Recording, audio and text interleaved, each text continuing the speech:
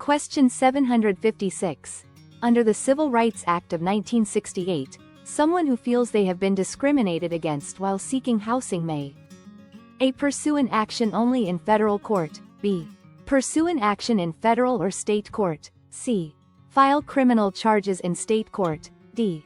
File criminal charges in federal court. Correct answer is B. Pursue an action in federal or state court. Under the Civil Rights Act of 1968, which includes the Fair Housing Act, someone who feels they have been discriminated against while seeking housing has multiple avenues for recourse. Victims of housing discrimination can file a civil lawsuit directly in either a federal court or a state court. They do not necessarily have to go through an administrative process first, though that is also an option. Besides going to court, a person can file an administrative complaint with the U.S. Department of Housing and Urban Development, HUD. They can also contact a state or local fair housing agency, like California's Civil Rights Department. These agencies investigate complaints and may help resolve the issue. Housing discrimination under the Fair Housing Act is generally a civil offense, not a criminal one. Therefore, filing criminal charges is not the typical recourse for housing discrimination complaints. Therefore, the most accurate option describing the legal avenues available is pursuing a civil action in either federal or state court.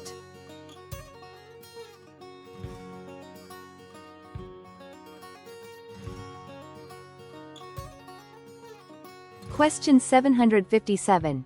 James took back a first trust deed from Martha as part of the purchase price for his house. After 3 months, Martha defaulted on the payment. James the seller should A. Bring a suit for damages, B. Foreclose on the trust deed through a trustee's sale, C. Rescind the contract, D. Bring a suit to compel specific performance. Correct answer is B. Foreclose on the trust deed through a trustee's sale. While James could sue for damages, foreclosing on the secured property is the most direct and common remedy for a lender when a borrower defaults on a secured loan. A lender might sue for damages if a property sale doesn't cover the entire loan, potentially leading to a deficiency judgment. However, this isn't usually the first step for a secured lender. They typically prioritize foreclosure to recover the debt. Rescission means undoing the original purchase contract and returning the parties to their pre-contractual positions. This is typically done for issues like fraud, misrepresentation, or mutual mistake, not generally for a post-sale default on a financing instrument.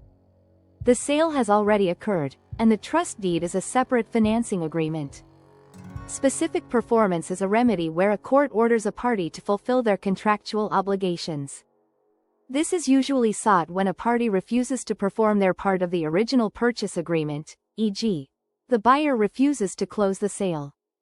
It's not the appropriate remedy for a default on a loan payment after the sale has already been completed and a trust deed put in place. The remedy for a loan default is foreclosure.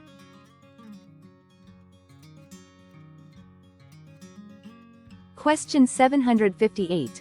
The person named in a written power of attorney to legally act for someone else is usually referred to as an A. Principal, B. Fiduciary, C. Agent, D. Attorney in fact. Correct answer is D. Attorney in fact. The principal is the person who grants the power of attorney. An attorney in fact is a fiduciary, meaning they hold a position of trust and must act in the principal's best interest. Fiduciary describes the nature of their relationship and duty, not the specific title given by the power of attorney document. Agent is a more general term for someone who acts on behalf of another. An attorney in fact is a specific type of agent, but attorney in fact is the more precise and commonly used term for someone acting under a power of attorney. A power of attorney is a legal document that gives one person the power to act for another person, the principal, in legal or financial matters. The person designated to act on behalf of the principal in a power of attorney is called the attorney in fact. This individual does not have to be an actual attorney, lawyer, to hold this role. Question 759. Mary, who is a minor, was left a property in her father's will. Mary then signs a grant deed to Sydney to deliver the property she owns. That property conveyance to Sydney is A. Valid, B. Voidable, C. Valid, if the property is worth less than $5,000, D. Void. Correct answer is B. Voidable. In California, a contract entered into by a minor, a person under 18, is generally voidable at the option of the minor. This means the minor can choose to cancel the contract before reaching the age of majority, 18, or within a reasonable time thereafter. However, when it comes to contracts relating to real property, California law has a specific rule that provides even greater protection for minors. Under California Family Code Section 6701(b), an unemancipated minor cannot make a contract relating to real property or any interest therein. This makes it unenforceable by either party against the minor, and the minor doesn't even need to take action to disaffirm it. The value of the property does not change the minor's lack of capacity to convey real property.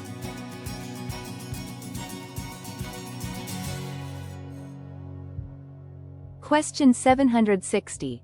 One big difference between a real estate option and a regular contract of sale is the options. A. Automatic expiration period of 1 year, B. Irrevocability, C. Mutuality of obligation, D. Lack of mutuality of obligation. Correct answer is D. Lack of mutuality of obligation. In a standard purchase agreement, there is mutuality of obligation. This means both the buyer and the seller are bound to perform. The buyer is obligated to buy, and the seller is obligated to sell, assuming all conditions are met.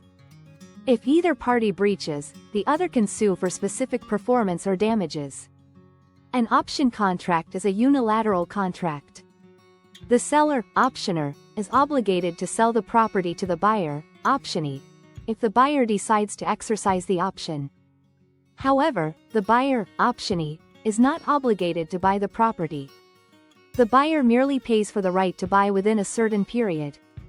Because only one party, the seller, is bound by the promise to sell, there is a lack of mutuality of obligation until the option is exercised. Options do not have an automatic expiration period of 1 year. The duration of an option is typically negotiated and specified in the option agreement. It could be for a few months, a year, or longer. Question 761.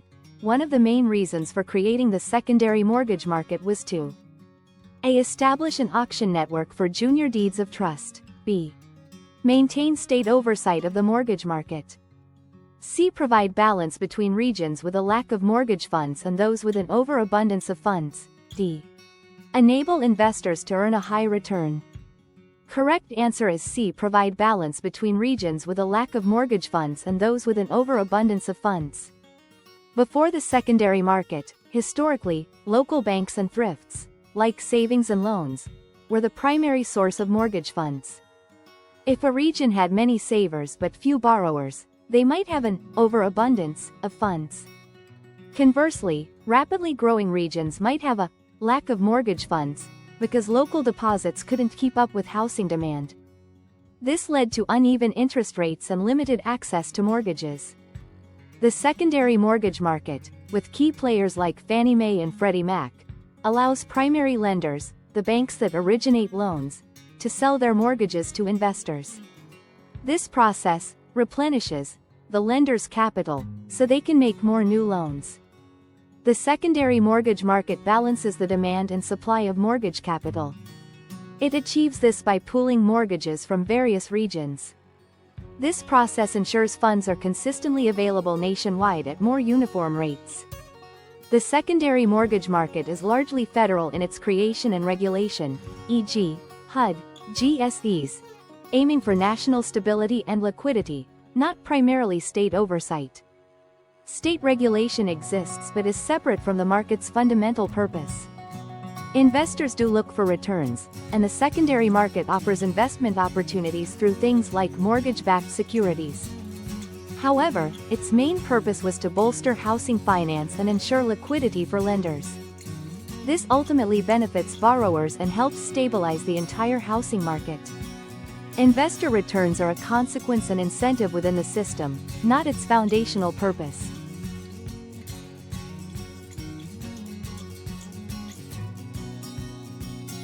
Question 762. An ALTA policy of title insurance does not insure against A. Forgery, B. Defects in the chain of title, C. Zoning changes, D. Parties in possession. Correct answer is C. Zoning changes.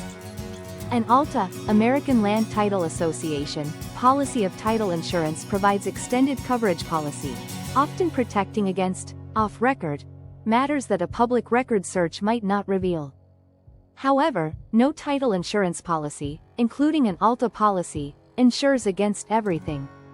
Title insurance covers title defects existing as of the date of the policy. It does not cover future events or certain government regulations. An ALTA may policy including 1. Forged documents. Forgeries in the chain of title. 2. Defects in the chain of title. Errors or omissions in the recorded documents affecting the property's ownership. 3. Rights of third parties. Claims or interests held by others that could affect the property's title. A zoning change affects the property's use or value. It's typically not covered by the title insurance.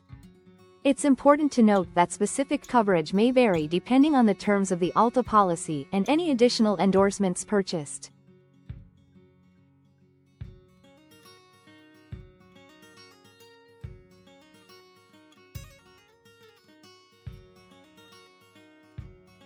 Question 763.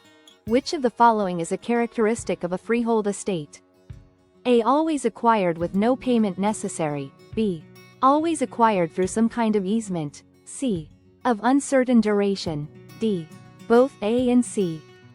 Correct answer is C. Of uncertain duration. A freehold estate is an ownership interest in real property that is characterized by having an indefinite or uncertain duration. The exact time when the estate will end is not fixed or determinable at the time it's created. Most freehold estates, like buying a home, fee simple, are acquired through significant payment. While some might be inherited or gifted, the acquisition method isn't a defining characteristic of all freehold estates. An easement is a right to use someone else's land for a specific purpose, like a right-of-way. It is not an ownership interest, a freehold estate, itself. Nor is it the way freehold estates are typically acquired. Fee simple estate is the most common type of freehold estate. It lasts indefinitely and can be inherited. Its termination is uncertain. Life estate is another type of freehold estate. In contrast, a leasehold estate, like a tenancy for years, has a definite, fixed duration. Question 764. Percy submitted an offer to purchase a property accompanied by a deposit.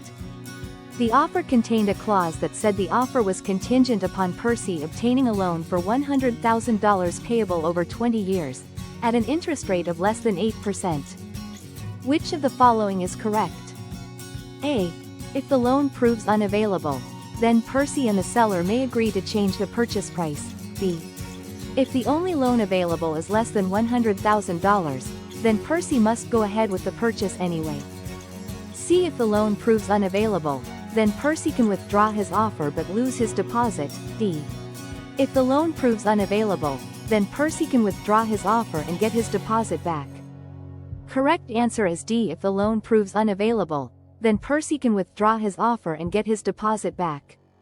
A contingency clause is designed to protect a party to the contract from harm in the event that a specific event or circumstance does or does not occur. The clause in Percy's offer is a financing contingency. This means the offer to purchase is conditional upon Percy securing a loan with specific terms: $100,000, 20 years, less than 8% interest. If that amount is unavailable, the condition isn't met. While they may agree to renegotiate, the contingency itself doesn't obligate them to. Percy is not bound to proceed if the loan isn't met. The purpose of a financing contingency is to protect the buyer's deposit. If the buyer makes a good faith effort to obtain the specified financing and it's genuinely unavailable, the contingency allows them to back out of the deal without forfeiting their deposit.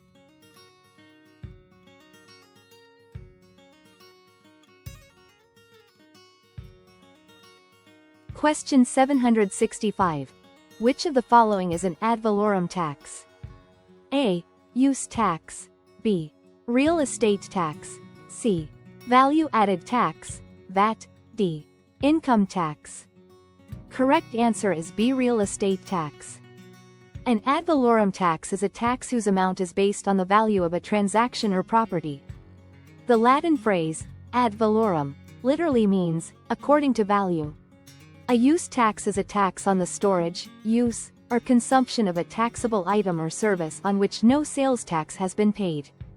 It's a complement to sales tax and is typically a percentage of the purchase price, making it ad valorem.